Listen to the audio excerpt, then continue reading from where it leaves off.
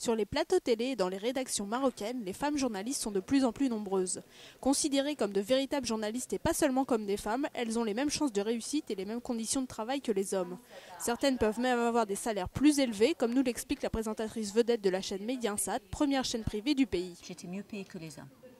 Je crois que le salaire, peut-être vous n'avez pas une belle offre quand vous venez, le début, mais quand vous vous imposez, on oublie que vous êtes homme ou femme. Ça c'est la qualité du travail qui prime.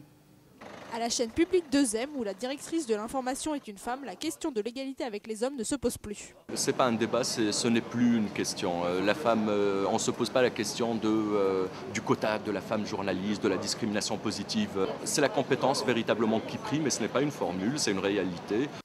Même constat dans la presse écrite, où depuis longtemps les rédactions se féminisent avec 15 ans d'avance sur le reste de la société. À l'hebdomadaire arabophone Nishan, Sana El Hadji, jeune journaliste, estime qu'être une femme n'est pas un frein dans son métier. Moi je l'ai toujours dit, on n'écrit pas avec ses organes génitaux, donc qu'on soit homme ou femme, on a des ambitions ou on ne les a pas. Mais pour elle, l'égalité ne peut être parfaite tant que des obstacles culturels demeurent. La loi a changé.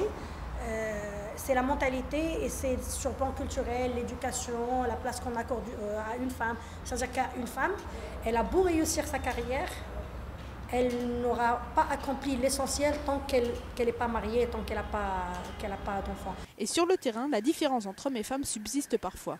La rédactrice en chef du quotidien L'Économiste hésite encore à envoyer des femmes couvrir des sujets dangereux. Si vous envoyez un reportage avec des contrebandiers où il faut monter sur des ânes au milieu de la nuit, oui, vous choisissez d'envoyer un homme. Mais ces cas sont rares et les femmes sont bien présentes. On compte aujourd'hui au Maroc plus de 30% de femmes parmi les journalistes et 45% dans la population active. La société marocaine est en train de se féminiser à toute vitesse, les mecs ne s'en rendent pas compte, tant pis pour eux.